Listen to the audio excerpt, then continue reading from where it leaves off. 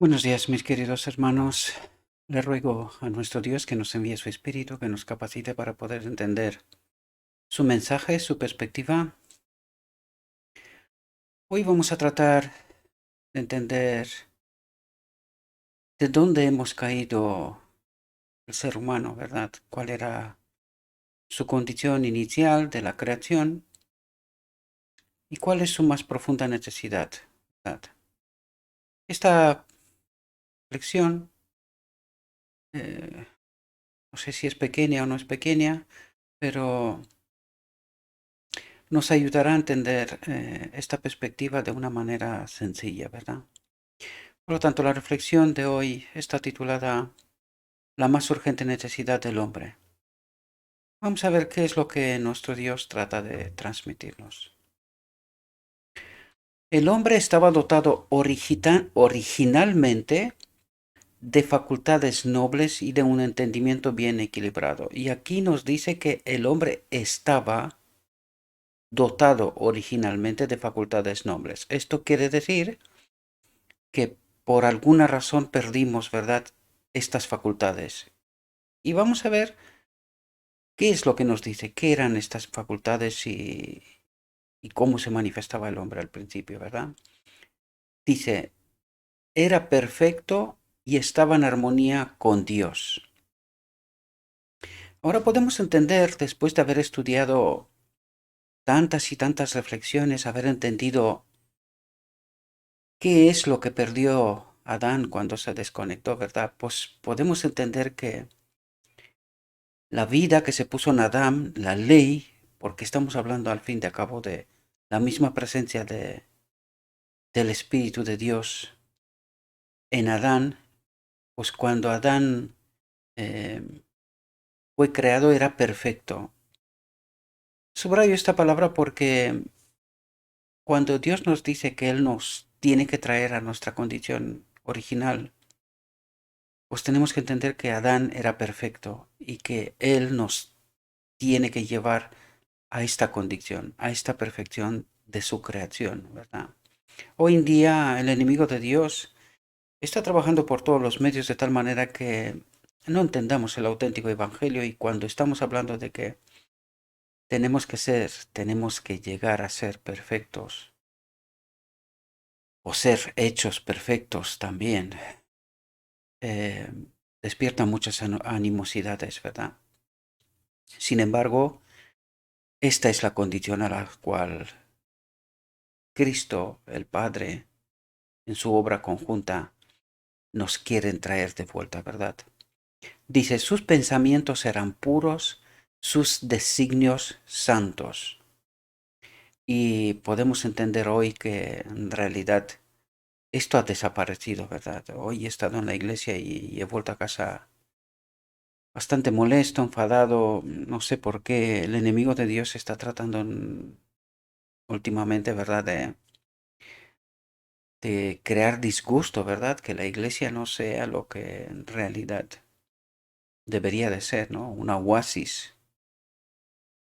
Porque no lo sé por qué, pero la verdad, la pura verdad, despierta muchas animosidades.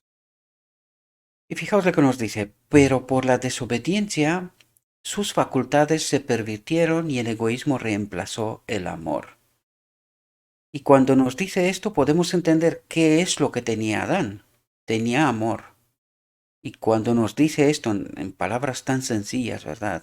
Y ahora al haber entendido el propósito de Dios, ¿verdad? Podemos entender que la misma presencia de Dios estaba en Adán, ¿verdad? Él es amor, su espíritu en Adán, pues no puede ser otra cosa más que amor. Por eso Adán era perfecto y estaba en armonía con Dios, porque su misma presencia, su espíritu, habitaba en su templo, por eso sus pensamientos eran puros, sus designios santos. Cuando Adán eligió mal, pecó, ¿verdad? Por desobediencia perdió la misma presencia de Dios, ¿verdad? Dios se apartó. Esta es una lección grande. Nosotros venimos aquí diciendo en muchas ocasiones que cuando nosotros por nuestras elecciones elegimos mal, el Espíritu de Dios se aparta, ¿verdad? porque no puede ser de otra manera. Él respeta nuestras elecciones, por lo tanto se aparta y nos deja en nuestra elección, ¿verdad? Pero por la desobediencia sus facultades se pervirtieron y el egoísmo reemplazó el amor. Y el egoísmo es el espíritu del maligno, ¿verdad? El que toma lugar. Su naturaleza,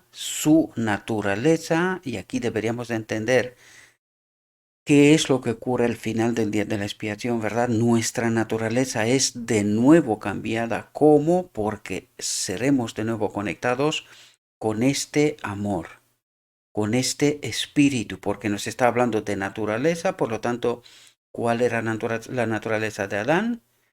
Divino, humana. ¿Por qué? Porque el espíritu de Dios habitaba en él, ¿verdad? Por lo tanto, dicen, su naturaleza quedó tan debilitada por la transgresión que ya no pudo, por su propia fuerza, resistir el poder del mal, porque el espíritu de Dios ya no le acompañaba, ¿verdad? Esta es una lección que desde entonces deberíamos de aprender. ¿Cómo puede Dios estar presente y cómo no puede estar presente, verdad? Y eso depende mucho de la elección. ¿Cuál es mi elección en todo momento? ¿A favor o en contra de Dios? Entonces, ¿tengo su espíritu o no lo tengo, verdad? Fue hecho cautivo por Satanás y hubiera permanecido así para siempre si Dios no hubiese intervenido de una manera especial. El tentador quería desbaratar el propósito que Dios había tenido cuando creó al hombre. Así llenaría la tierra de sufrimiento y desolación y luego señalaría todo ese mal como resultado de la obra de Dios al crear el hombre. Y cuando nosotros creemos cosas extrañas sobre Dios, que Él trae ciertas cuestiones, pues estamos profundamente errados porque en realidad aquí nos dice, esta es la obra del enemigo, tratando de distorsionar el carácter de Dios. ¿Por qué? Para no entender precisamente qué pasó en Edén. ¿Qué significa el Espíritu de Dios en nosotros, la vida en nosotros, la ley en nosotros? Estamos hablando de lo mismo, ¿verdad? Y esto es lo que trata de hacer, ¿verdad? Que nosotros elijamos constantemente mal, como castigando a Dios por todo el mal que viene, cuando en realidad el mal veremos y vemos que no es la obra de Dios, ¿verdad?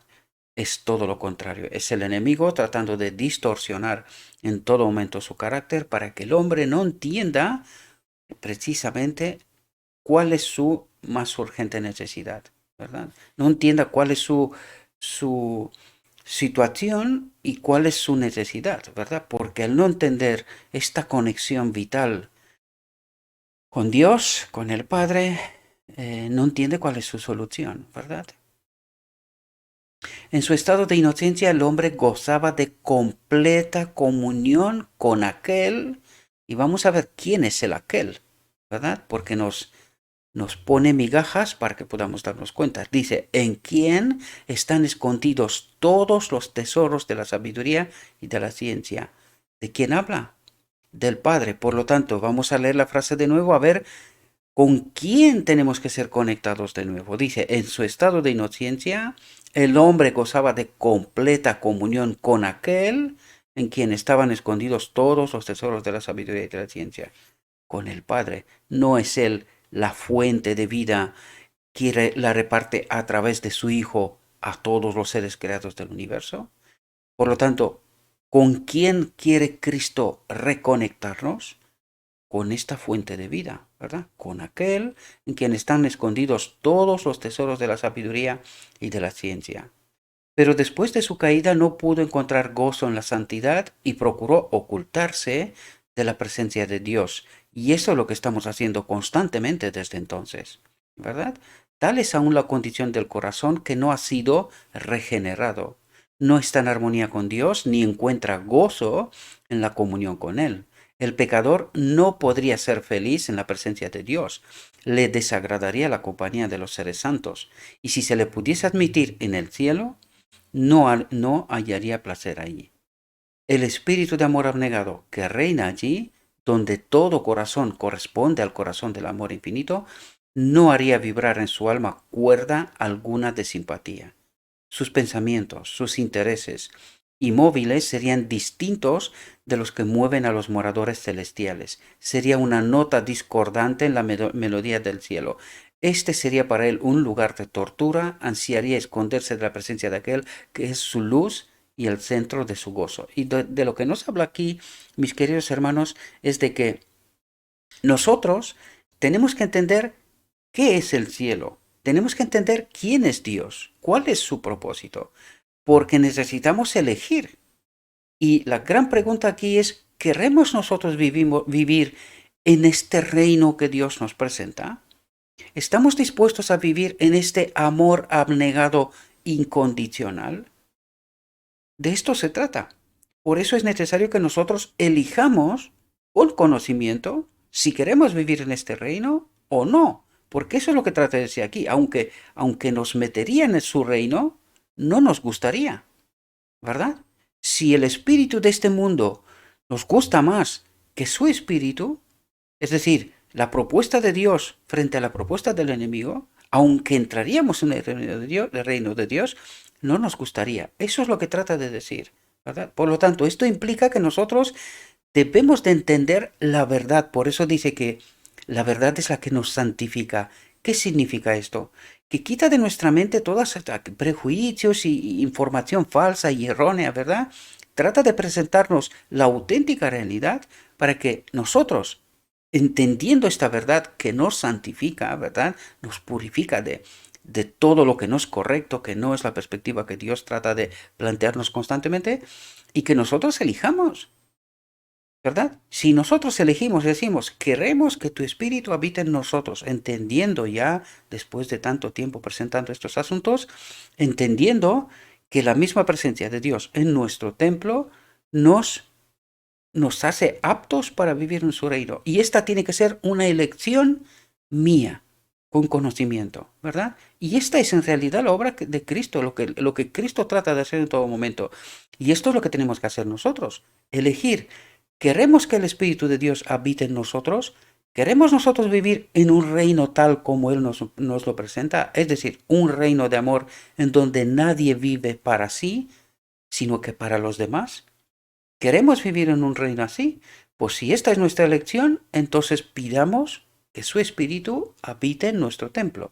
Si no nos gusta esta propuesta, pues quedémonos aquí, pero sepamos que tenemos que saber que esto está condicionado, que llegará un momento cuando todo esto terminará, ¿verdad?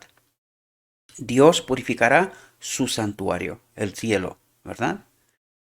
No es un decreto arbitrario de parte de Dios el que excluye del cielo a los impíos. Ellos mismos se han cerrado las puertas por su propia ineptitud para el compañerismo que allí reina. Y justamente por eso yo vine triste, he venido triste hoy de la iglesia porque traté de presentar una verdad y, en fin, una y otra vez se entiende mal, ¿verdad? Y esto precisamente es aquí utiliza unas palabras que son fuertes, pero realmente lo que trata de hacer es despertar el chip, ¿verdad? Dice, ellos mismos se han cerrado las puertas por su propia ineptitud para el compañerismo que ahí reina. Es decir, no nos dedicamos a entender cuál es la perspectiva auténtica, la verdad sin contaminar de Dios, para que podamos elegir con conocimiento, ¿verdad? La gloria de Dios sería para ellos un fuego consumidor, porque nos gustaría el pecado, ¿verdad? Entonces, esto tiene que quitarse de nuestra mente. Tenemos que acostumbrarnos a este reino y esta es la obra de Cristo, ¿verdad? Esa es la purificación del medio del pueblo de Dios. Todos aquellos que odian el pecado procurarán vivir en santidad con el poder que está a nuestra disposición. Y si no entendemos esta realidad, eso es lo que nos dice. La gloria de Dios sería para aquellos que están en esta condición un fuego consumidor. Desearían ser destruidos a fin de ocultarse del rostro de aquel que murió para salvarlos. Porque no puede ser que te guste el pecado y el reino de Dios. Esto es una contradicción y no puede ser. Y tenemos que entender y acostumbrarnos, ¿verdad? Desde aquí a esta realidad. O si no, no la experimentaremos, ¿verdad? Eso es lo que trata de decirnos en todo momento. Es duro, pero es la verdad, sin contaminar. Es así. Dios nos presenta, esta es mi realidad. ¿Deseáis vivir en ella? Pues si deseáis vivir en ella, tenéis que aceptar mi obra, colaborar conmigo. Y si no, pues no entraremos. Es así de claro, ¿verdad? Es imposible que escapemos por nosotros mismos del hoyo del pecado en el que estamos sumidos. Y esto tampoco lo entendimos, ¿verdad? Peleamos de mil maneras para que seamos mejores, que se nos vean bien, ¿verdad? Nuestro corazón es malo y no lo podemos cambiar. ¿Quién podrá sacar cosa limpia de inmunda? Nos dice, ninguno. O sea, dejad de patalear porque no lo vais a conseguir. Tenéis que confiar en mí. Tenéis que colaborar conmigo. Tenéis que obedecer. Este es el camino. El ánimo carnal es enemistad contra Dios, pues no está sujeto a la ley de Dios, ni a la verdad puede estar. La educación, la cultura, el ejercicio de la voluntad, el esfuerzo humano, todos tienen su propia esfera, pero no tienen poder para salvarnos. Y en realidad nosotros lo que estamos haciendo es precisamente esto, ¿verdad?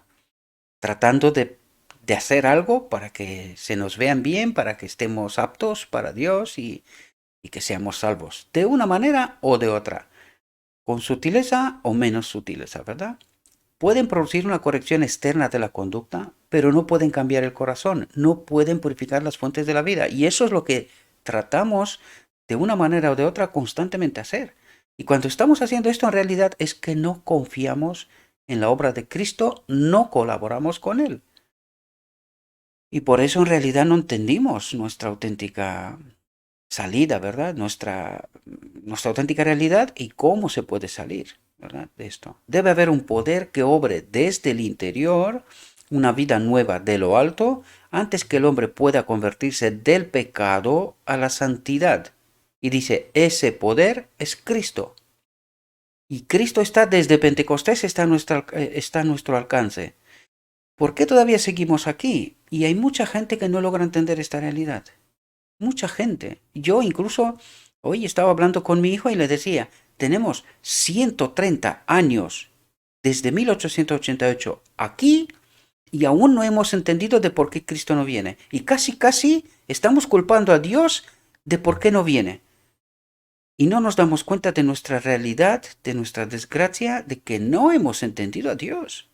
No hemos entendido cuál es su propósito, qué es lo que quiere hacer, ¿verdad? Y permanecemos aquí hasta que no haya un pueblo, una generación, un remanente que entienda esta realidad, Cristo no puede venir, ¿verdad? Porque Él tiene que hacer una demostración, un pueblo que viva como vivió Cristo, ¿verdad? En esta tierra. Y si no entendemos esta realidad, pues tenemos un problema. Cristo ha de ser glorificado. ¿Cómo? El hombre ha de vencer, como Cristo venció. Y si no entendemos esta realidad, pues tenemos un problema. ¿Y qué es lo que creemos nosotros hoy? Por desgracia, que seremos salvos en pecado. Esta es la desgracia, ¿verdad? Únicamente su gracia puede vivificar las facultades muertas del alma y atraer esta a Dios, a la santidad. El Salvador dijo, a menos que el hombre naciere de nuevo, a menos que reciba un corazón nuevo, nuevos deseos, designios y móviles que lo guíen a una nueva vida, no puede ver el reino de Dios. Esto implica una confianza inquebrantable, total, dejarnos precisamente en las manos de Cristo, que Él obre lo que tiene que obrar en nosotros y nosotros cooperar con Él, pero necesitamos entender esta realidad. Este es el problema. Necesitamos entender esta realidad. Porque bajo este principio, bajo esta realidad, viviremos en la eternidad. Bajo la misma presencia de su Espíritu que obrará en nosotros desde ahora hasta la eternidad santidad. ¿Verdad? Este carácter en conformidad con el carácter de Dios. La idea de que lo único necesario es que se desarrolle lo bueno que existe en el hombre por naturaleza es un engaño fatal. Podemos modelar nuestras actitudes, voces, lo que queramos, si el cambio no es de dentro, un cambio real que venga a través del Espíritu de Cristo. Esto no es más que un engaño. Estamos tratando de educarnos, de parecer que somos lo que en el fondo no somos, ¿verdad? El hombre natural no recibe las cosas del Espíritu de Dios porque le son insensatez. No cree. ¿Cómo es posible esto? ¿Cómo puede ser que Cristo, a través de su Espíritu, guíe mi vida. Dice, porque lo son insensatez, ni las puede conocer por cuanto se obran espiritualmente. Creo que aquí me falta una palabra. Os pido disculpas. No te maravilles de que te dije, os es necesario nacer de nuevo. De Cristo está escrito, en Él estaba la vida. En Cristo estaba la vida. Es decir, el Padre, ¿verdad? Y la vida era la luz de los hombres. El único nombre debajo del cielo dado a los hombres en el cual ser salvos. No basta comprender la amante bondad de Dios, ni percibir la benevolencia y ternura paternal de su carácter. No basta discernir la sabiduría y justicia de su ley. Ver que está fundada sobre el eterno principio de amor. Tenemos que experimentar esto, ¿verdad? Esta realidad. El apóstol Pablo veía todo esto cuando exclamó, consiento que en la ley es buena, la ley es santa y el mandamiento santo y justo y bueno. Mas en la amargura de su alma agonizante y desesperada añadió, soy carnal, vendido bajo el poder del pecado. Se dio cuenta que necesitaba la misma presencia de Dios en él, ¿verdad? Y que para esto era necesario un proceso de purificación, un proceso de santificación. Ansiaba la pureza, la justicia que no podía alcanzar por sí mismo. Por lo tanto, ¿entendió Pablo esta realidad? ¿Entendió el día de la expiación? ¿Entendía el propósito de Dios? ¿Y qué es lo que ocurre precisamente al final del día de la expiación? Pues tal como veis, él entendió esta realidad. Ansiaba la pureza, la justicia que no podía alcanzar por sí mismo. Hagas lo que hagas. Tienes que confiar en la obra de Cristo para que nos lleve al final del día de la expiación y que seamos de nuevo en verdad conectados con el Espíritu del Padre, es decir, que nuestra naturaleza sea de nuevo exaltada, ¿verdad? Y dijo, oh hombre infeliz que soy, ¿quién me libertará de este cuerpo de muerte? La misma exclamación ha subido en todas partes y en todo tiempo de corazones cargados. Para todos ellos hay una sola contestación. He aquí el Cordero de Dios que quita el pecado del mundo. Real, en mi vida, su vida en mí. Este es el Salvador personal que una y otra vez hemos tratado de entender qué es lo que nos trata de decir. Es la obra de Cristo en mí hoy. Es confiar plenamente en Él, cooperar con Él. Esto es lo que trata de decirnos, ¿verdad? Muchas son las figuras por las cuales el Espíritu de Dios ha procurado ilustrar esta verdad y hacerla clara para las almas que desean verse libres de la carga de culpabilidad. Cuando Jacob huyó de la casa de su padre después de haber pecado engañando a Esaú, estaba abrumado por el peso de su culpa. Se sentía solo, abandonado y separado de todo lo que le hacía preciosa la vida. El pensamiento que sobre todo oprimía su alma era el temor de que su pecado le hubiese apartado de Dios y dejado desamparado del cielo. Embargado por la tristeza, se recostó para descansar sobre la tierra desnuda, rodeábanle las solitarias montañas y cubríale la bóveda celeste con su manto de estrellas. Habiéndose dormido, una luz extraña embargó su visión, y aquí, de la llanura donde estaba acostado, una amplia escalera etérea parecía conducir a lo alto hasta las mismas puertas del cielo, y los ángeles de Dios subían y descendían por ella, mientras que desde la gloria de las alturas se oía que la voz divina pronunciaba un mensaje de consuelo y esperanza.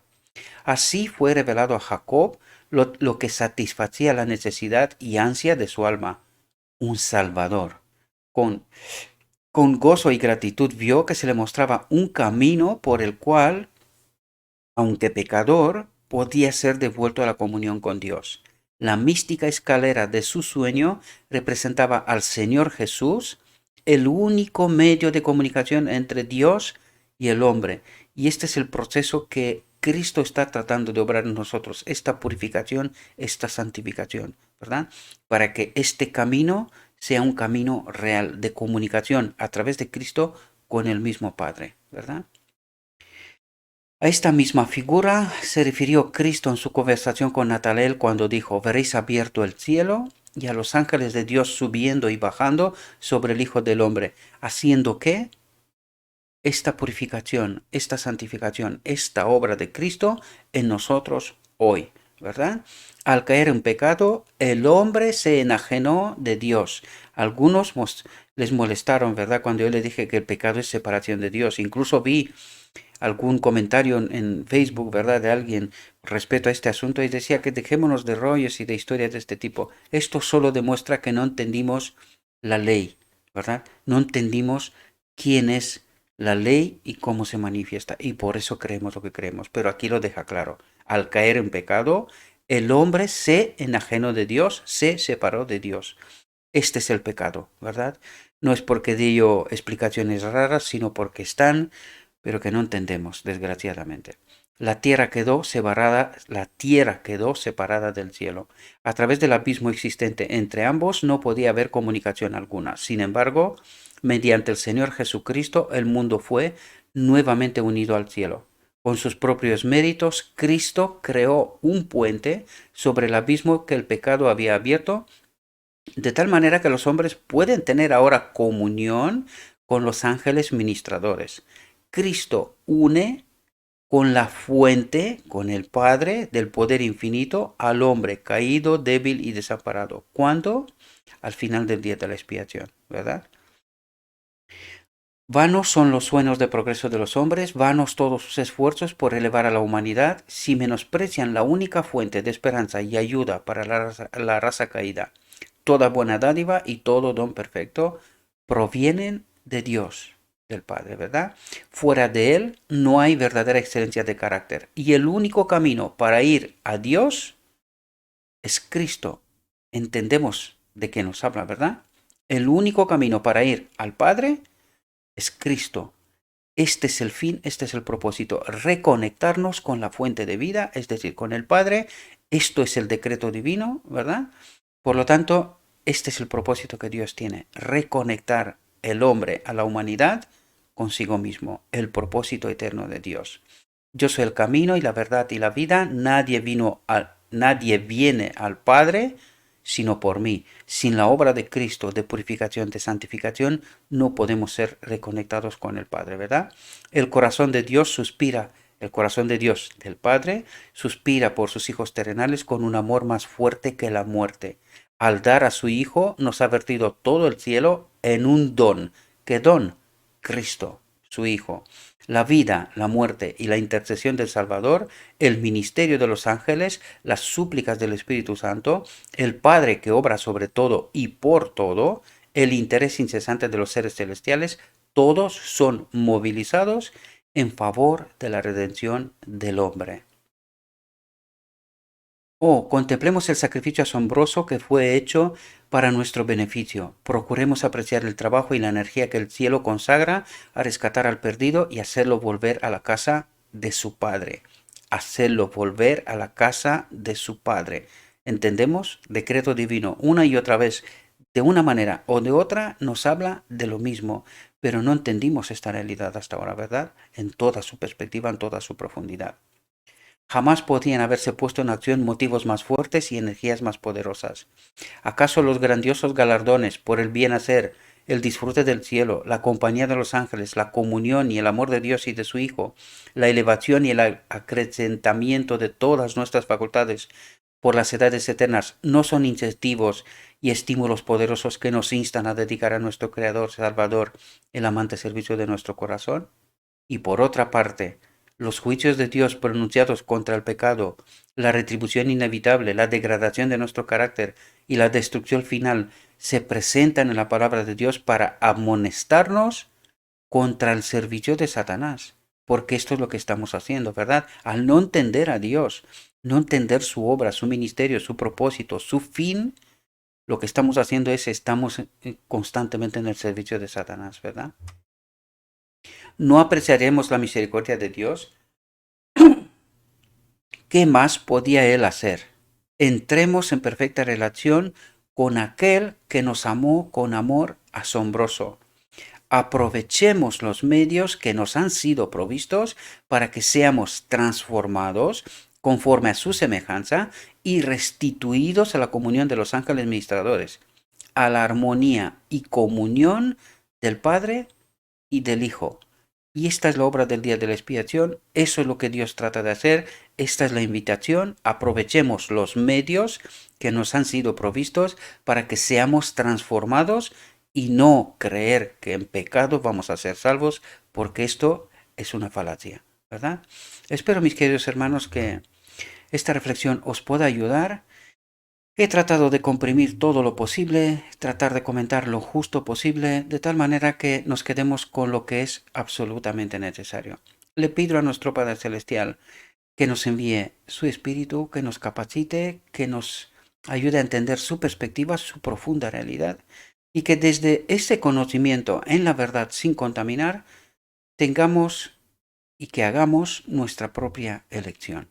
Os deseo, mis queridos hermanos, que tengáis un próspero día y que en todo lo que os he dicho, os lo he dicho en nombre de Cristo Jesús. Amén.